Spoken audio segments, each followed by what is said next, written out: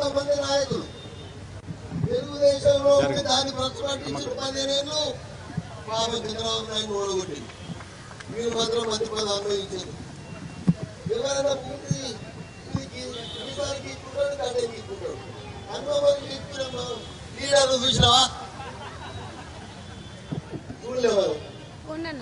మరి ఆయనే పాపం కేటీఆర్ తప్పుదో పట్టించిండు, కేసీఆర్ తప్పుదో పట్టించిండు. అది నాశనం అయిపోయింది.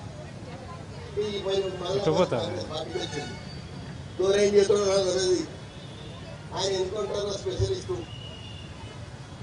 మరి ఈరోజు మీకు ఒకటే మాట చెప్తున్నా, ఉన్న మూల లెక్క మీకు ఇజ్జత్ ఉంటే, ఉన్న మూల లెక్క మానవత్వం ఉంటే మీరు బయట పాటించిన వచ్చిన రాజీనామా చేసి మళ్ళీ గెలవాలి.